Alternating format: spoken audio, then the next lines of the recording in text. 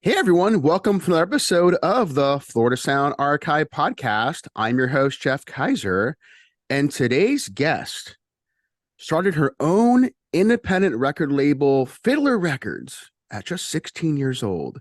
You may know her, many of you may know her, as Amy Fiddler, but today we've got here Amy Fleisher Madden here on the podcast. Hey, how are you, Amy? Great to have you. I'm great. How are you? I am fantastic. I've been looking forward to this interview, getting a chance to talk about your new book, Negatives, which is really exciting, and also some of your life and some of the history, because you've been around the Florida music scene in the late 90s, early 2000s. So, a lot to talk about. Yes, so much to talk about. So let's go ahead and talk, getting started with your new book coming out called Negatives. Now, this book is a photographic archive of emo from 1996 to 2006, a really great period for the genre. So talk about that for a minute. And what were some of the reasons you came out with this book? That's a great question. I was rummaging through my friend's, I guess it's a basement storage space type thing. A friend of mine from Florida, a photographer named RJ Shaughnessy. They would make a great guest for you also. We were going through his stuff and I found some old negatives from when I had my label, and even before that, just some Florida things. And it was just like, oh my gosh, there's so much here. There's so much we could do with this. And after I spent a bit going through his work, I started going back and looking in my old boxes that I haven't looked in forever.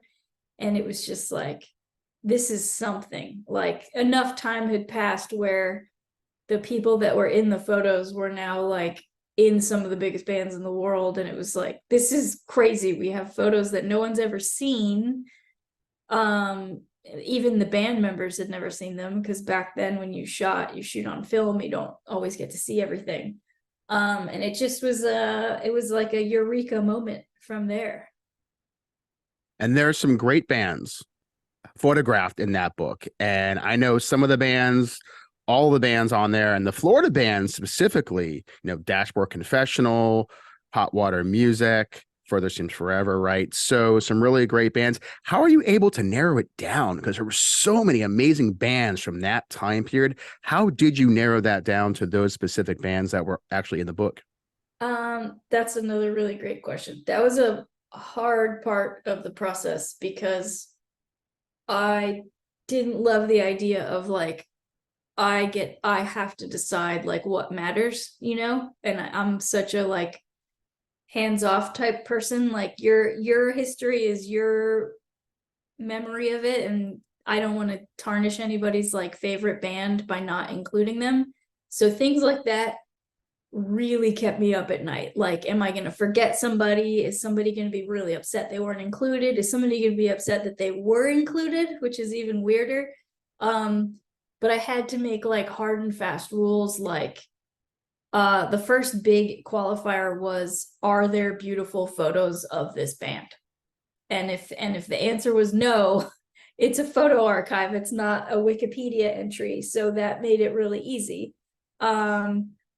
So I would go from there, and then I would have to go like, how far did the band's reach go? Like, was there an impact? Was there like a ripple effect from what they did into other bands?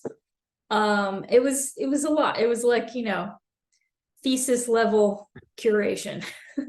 I can imagine. And also growing up in South Florida like you did in the 90s, there were a lot of great bands, right? Especially in Florida. So how important was that to you to really include some of those bands that were the ones that you grew up with, that you would see at shows when you were kind of coming of age?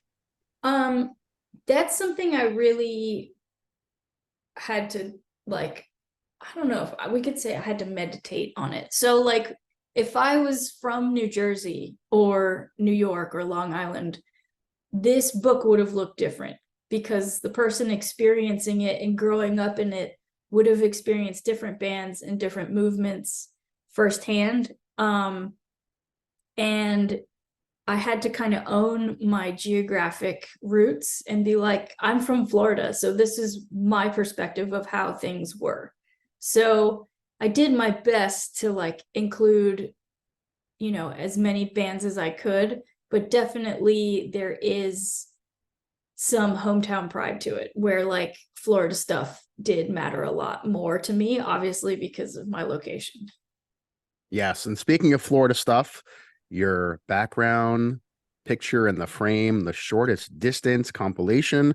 And I did dig out mine. So Oh here my is gosh, you actually have a copy. That's I amazing. do have a copy. And I would imagine this would have been a great artifact to pull out in order to kind of help capture just what was it like back then. I mean, some of those bands that are on this compilation, like The Agency, Newfound Glory, Last Minute, Pivot. I mean, there's so many amazing bands on this compilation. So did you have to go back to your own archives when you were kind of thinking about how you wanted to put this book together?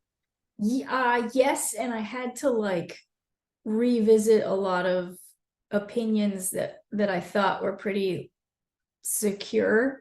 Like at the beginning of the book process, the agency was in the book. It was like, of course, the agency's in the book. And then it's really interesting, like once you've looked at 5,000 images for 3 years straight, like they start like speaking to you, and you start picking up like different cues within the imagery and different fashion things and attitudes and whatnot. And you start to look at these things and you're like, this isn't an emo band. Like this is a band that I love, that I work with, that had some emo sensibilities at certain parts in their career, but the agency was not an emo band. And it was really hard for me because the agency is so important to me, like as a moment in history and sonically. And I was really sad to not include them. But it just, when I put the puzzle pieces together, it just didn't fit.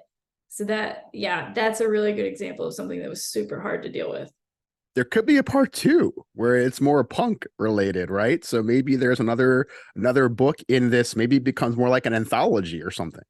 I mean, there's a world where there's negatives, the punk archive, and then negatives, the hardcore archive. Like I don't know how many years I have left in me, but if there's a world where I can do more.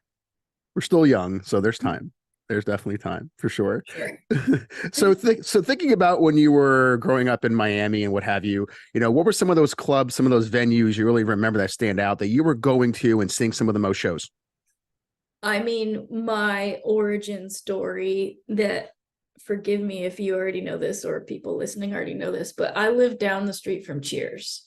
So my first shows were at Cheers, and I started booking shows at Cheers. Cheers was like a second home. So that was really my most important South Florida venue. And there were some places in Fort Lauderdale, like I remember going to the Edge. I can't remember, it wasn't always called the Edge, but when I was in high school I saw like the Boss Tones there, I saw No Effects there. um just little memories like that, but for me, like Cheers is end all be all of Florida. Yeah, a lot of great shows at Cheers and Churchill's too. I mean, that was another great spot to see a show. I love Churchill's. It wasn't I didn't feel like at home there, like obviously because I didn't work there, but I was always a little nervous about parking my car, which is very different in Miami these days. I But was too. Don't worry, I was worried too parking my car. yeah, it's like when the dude asks you for $5 to watch your car, you just give him $5 to watch your car, and You do. it's fine. But yeah, no, Churchill's was great. Um, yeah, there, for people that aren't from South Florida, it's hard to explain the like lack of venues and the lack of like consistency of venues. Like when I think about like cities like, I mean, Los Angeles is a very one to visit, but you think about like Philadelphia, like the Trocadero, like that's been there forever. It's like not going anywhere, at least hopefully not for now. But in Miami, it was like someplace would close every 18 months or 2 years because of violence or zoning or parking or someone got stabbed type thing. So it was a strange place to have punk rock shows. What do you remember the first Florida band you ever became aware of? Um, I can't remember if it was either Less Than Jake or Hot Water. Which is strange because they're both from Gainesville. Um, yeah, I think I went to Cheers, before I even knew what it was, with some from friends from school. And I was like, what is this? This is great. I like this. Can I do this every night? Kind of thing. Yeah. Yeah. Did you get a chance to travel throughout Florida at all early, in that early time where you got to see shows in other places, like maybe like Tampa, Orlando, Gainesville? Yes, as soon as I knew what this world was, I would drive up and down Florida like every weekend, basically. And in the early days of my label, like before any of us really knew what the heck we were doing, like I would book like a 3-day tour, you could call it a tour, for a band. It would be like a Miami show, an Orlando show, and a Gainesville show, and it'd be Friday, Saturday, Sunday. And you just make friends along the way and crash at people's houses. And Tampa was amazing because there was this record store there called 403 Chaos, and made some friends there that I still keep in touch with. And Orlando was always great. It was kind of the same as Miami, though, where the venue was like always changing in Orlando, except for I think it was the Social was downtown, but that was like a real venue. But for like smaller venues, like I remember Newfound Glory played like a pizza shop, like somewhere in the suburbs. So, but yeah, as soon as like someone had a car, we drove everywhere. Because also the major like national touring acts didn't always make it down to Miami. So sometimes you would have to drive up to wherever they were and just see a band that way. That is true. You'd have Yeah. to go somewhere that was at least a 2-3 hour drive in some cases to see some of those bands play. So you mentioned Newfound Glory, and they were one of the earliest bands on your label, Fiddler Records. And so talk about that because they definitely were one of the ones that blew up and got really popular and are still doing their thing. So what are your memories of working with them during that time? It was just really silly. um, my memories of that time are like Ian Grushka just being like very extra and very silly, and Jordan being super sensitive in a very sweet way. And the beginning of the band was a little bit confusing because Chad was still in Shai Hulud, and Shai Hulud was so much bigger. So it was a question of like, how are we going to tour and who's going to fill in for Chad? And like that kind of stuff seems ridiculous these days. Because it's 20 years ago at this point. But that was the beginning, and Joe from Milkshed filled in for Chad for a bit. I can't remember who else did, but Joe did a great job. I remember Joe did one like one run where the band played at the Vero Beach Women's Club, Women's Center. That was just a really fun night. But yeah. Yeah, I remember that place. I think I saw Shai Hulud play there once, and yeah, it was a cool venue to see a show. And another band that was early on in the catalog of Fiddler was Vacant Andys. And I've had Dan Bonebrake on the podcast before. So talk about that and working with them, and also your long relationship too with Chris Caraba. So the Vacant Andys were the first band. They were number one, and their record will always be super special to me. It was a quick learning curve on that one, where like, I thought kids go to shows, kids like this band. I pressed 500 records and like 50 sold, which, in hindsight, 50 is a lot. Like 500 is way too many. I pressed too many. It feels ridiculous to even be like revisiting this little nugget of time in my life, but that was a good first jump into record production. A lot of the stuff that I learned on that release still stays with me. Like what to do with something that you're promoting. But yeah, it was great, and that's how Chris and I became friends. And the Vacant Andys ran its course, and what resulted in the end of that band was Chris playing solo, and that became Dashboard Confessional, which we all know the history of that. So yeah, it was a good experience to say the least. Yeah. At that time, were there any other bands in South Florida or even just Florida in general that you were trying to put out on the label, but for whatever reason it just didn't happen? Oh, for sure. There was a band from Orlando called Peterbilt that was like very emo, like quintessential emo, no questions about it. And they were pretty big. And I was trying to put out a split record, a split 7-inch with them and another band, and it just never worked out. Like it was the strangest thing. And I wonder if there, I mean, I was always like waiting in the wings. Like, when I would see Hot Water, I'd be like, if you guys ever want to do a 7-inch on my label, it'd be cool. You know, that What was like, happened? Did they turn you down or just never happened or what? I don't even know if I really ever asked, like, like I think I was just there and excited, and I just thought they were the greatest. But it I can't there were so many fumbles like in those days. Like, okay, I'm gonna put this record out and then it doesn't happen. And it was a messy, messy time. And you also had the zine too that predated the label, Fiddler, I'm sorry, Fiddler Jones. And Yes. you had that zine, and you know that was that your earliest publication you ever really put out? Because now you've been in you released a book before Negatives called A Million Miles. So was Fiddler Jones the first actual publication that you actually put together?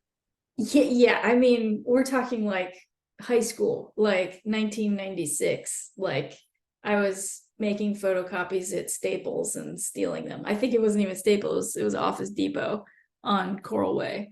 So a publication is a very it's a big word for what it was. A zine. um, yeah, that was my first jump into like making something for other people to see. And when the label started doing well, I always kicked around the idea of bringing the zine back, and it just never happened. And I have to tell you, like, so many times when I was working on Negatives, I was like, I'm just making a really big zine. Like, this is all this is to me. It's the same thing, but it's a different, arena. So it's still in me, whatever it was that I did back then. And then the book that you did before Negatives called A Million Miles, was a really good book. Oh, And thanks. yeah, so talk about that for a minute and what was that experience like? Because that was your actual first book. That was my first book. It's fiction. It's I took 10,000 bits and pieces of my life and smushed them all together and made a fictionalized narrative of things. It feels in the same way as zine stuff. Like, it feels so long ago now, like, even though it hasn't been that long, but I feel like I've learned so much working on Negatives with like a wonderful publisher and like a all-star editor. Like, I feel like it's like when I look at A Million Miles now, like I still love it, but it's like I see things I could have done differently. But I still love it. Sure. I think we all kind of look back and see, okay, well, we could have and we should have, and then Yeah. that's the next project. So Yeah. So your family and stuff, how have they received what you've done over the years, especially back when you started your own label and stuff? Because that's not something every 16-year-old does. So how did your parents kind of receive what you were doing, and even to this day with what you're doing as an author? Um, I think my parents were proud yet confused about what I was doing and what it all meant and like where it was going. Where there was always this narrative of like, you have to go to college, you have to finish college, like you have to get a real job kind of thing. Um, and that really like wove in and out of my like career, where at certain points where I would have a lull in creating things, I would be like, well, I'm gonna go back to college and figure my life out. um they're amazing, they're super supportive, super proud. I mean, listen, I was 15 years old, I weighed probably 86 pounds, and they would let me go to cheers with my friends that were older than me, and they were incredibly lenient, like just be home by midnight kind of thing. I have an older brother that I think he exhausted them to the point of defeat, where they were like, you're good, like we know you're not going to do anything crazy, like just come home safely please. um which, to grow up in a house like that is like beyond privileged and blessed. So, and now that I'm a parent and I look back at those things, it's, gratitude is huge. um I think my dad is a huge music fan.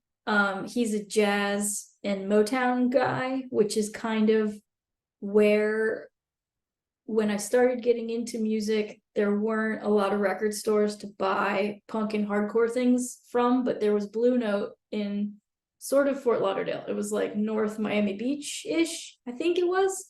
And the deal was my dad would drive me to Blue Note, and he would go to the one side that was the jazz section, and then I would go to the other side, which was the punk section. And that's where I met Lindell. Did you know Lindell? Do you know who I'm talking about? No, I don't know him, but I have had Bob Blue Note on the podcast before. Wow. I mean, Bob is like the godfather. So, um, Great stories, great dude. Yeah. 100%. So Lindell was the punk version of Bob, and he had his own wing of the store. And when my first real like obsession with music was like grunge alternative, Nirvana, Pearl Jam, Stone Temple Pilots. And I remember walking in, probably wearing a shirt from one of those bands, and Lindell was like, let me show you something cool. Like, and he would just load me up with like records to listen to, and like Maximum Rock and Roll and Punk Planet and like flyers from shows. And he was huge. He was like a huge piece of the scene. You mentioned how you kind of grew up listening to a lot of grunge, and a lot of that was being aired on MTV back in like the 90s and stuff like that. So Yeah. when it came the time when you got a chance to see the bands you knew, you grew up with, like you saw that first video of Screaming Infidelities on MTV, or you got a chance to see Hit or Miss from Newfound Glory on MTV, or the MTV Unplugged from Dashboard. What was that Yeah. like for you when you got a chance to really sit down and see some of these bands and people that you knew and grew up with on a channel that you grew up watching all these bands play on? I don't know if I've ever really processed it. Like it still doesn't feel normal or real, Like for some reason, when the venues got big and the venues got real big, like you're physically like present in a thing. You're like, I'm at Madison Square Garden with Chris. We're here. Like, I'm in the thing. It's happening right now.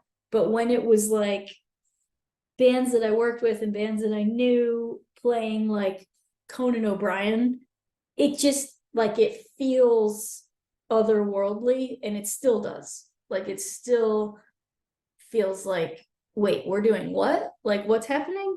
Um so yeah, it's a weird phenomenon for sure. Were there any other Florida bands, especially in the emo genre or even punk, who you felt like just were really under the radar, never really got the attention that they deserved that we haven't talked about already? Anyone come to mind?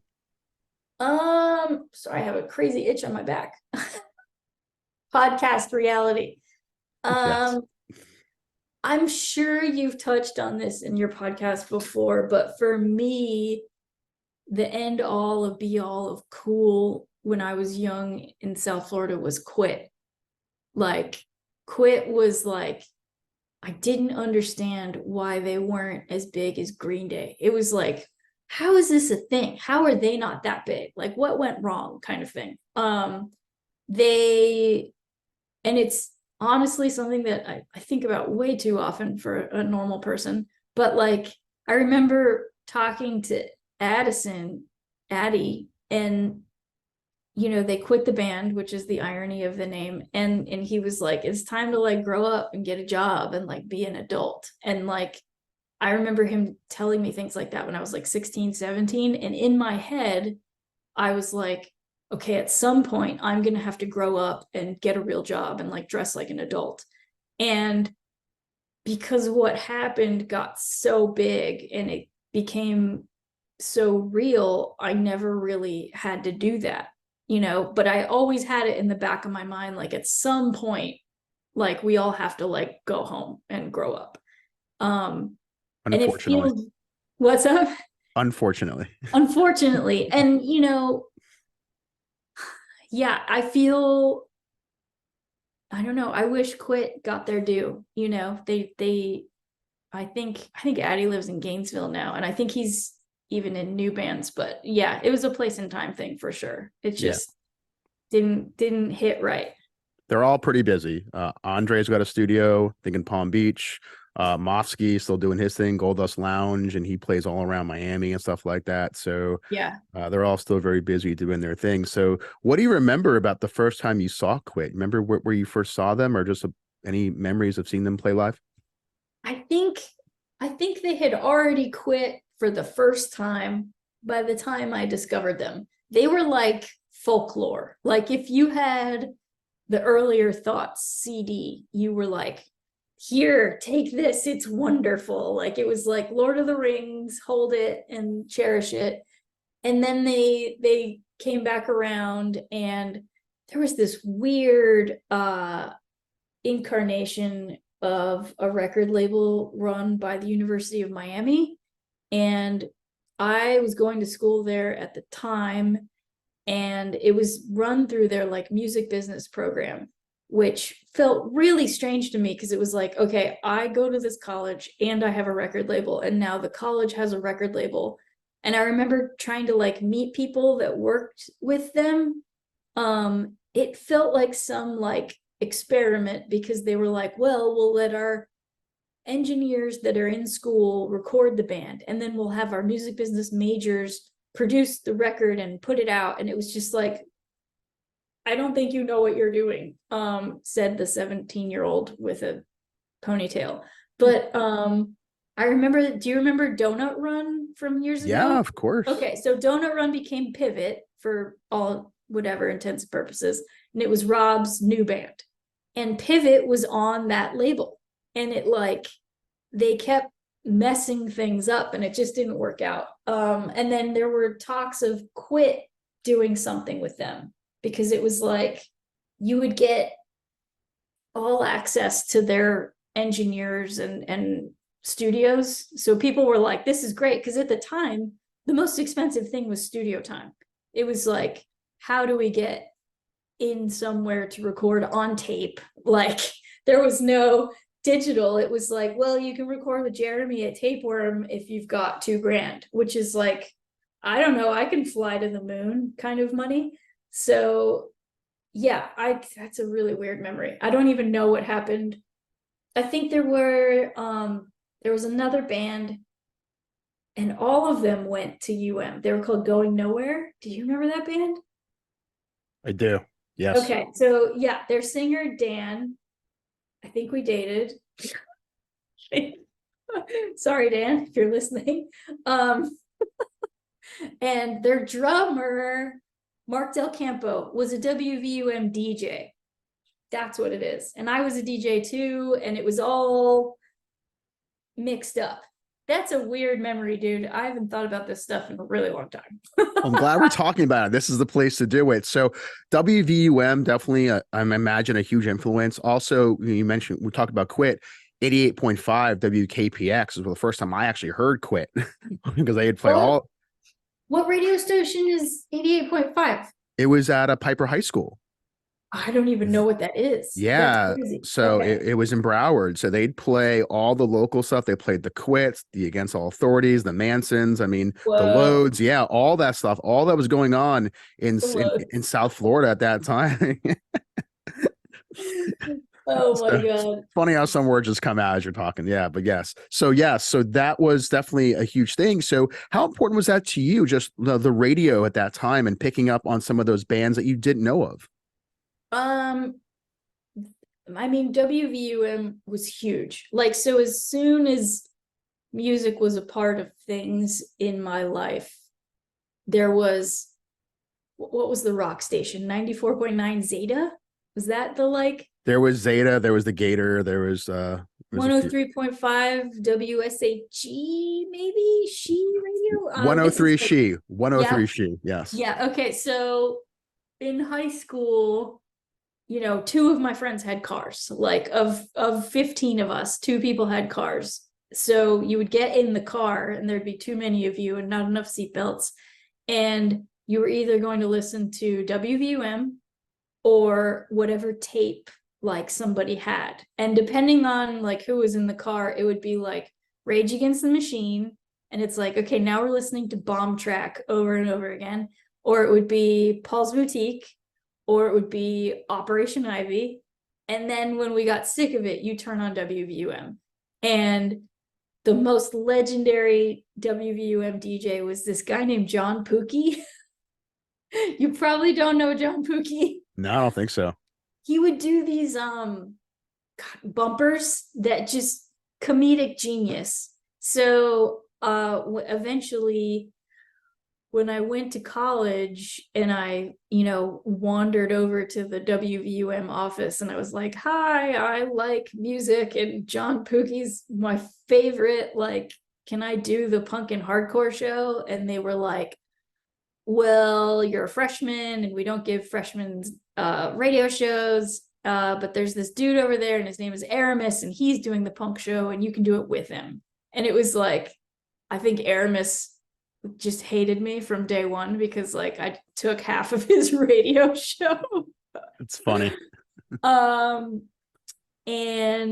yeah, it felt really cool to like do DJ stuff and like be on local radio. Because in Miami, probably similar to every other city and town in the United States, like when you're 18 years old and you either live in a dorm or you live with your parents or you live with your friends, like there's nothing to do. Like Miami's a very like 21 and up town. So we hung out in a lot of parking lots. Like you just find a parking lot and someone has a guitar and somebody has a skateboard and you just sit and talk shit for 6 hours. And you know, the radio was like the background of that. So being WVUM was a huge moment for me. I loved it so much. Yeah, and I remember those days, except I think maybe more so in Broward, you'd hang out in the parking lot of a Taco Bell because it was open. It was open so late. Or you'd find like a Borders to go to and hang out there. So Borders was great, and Barnes and Noble, they were great because you could go in and use the bathroom. Like it was like big come up. Oh, I gotta use the bathroom. yeah, it's definitely important. So as we kind of get close to rounding out the interview here and just thinking about, you know, all the things you've accomplished and all the things you had a chance to do, was there anything specific back in that period that you wish you would have done that you never had the chance to do?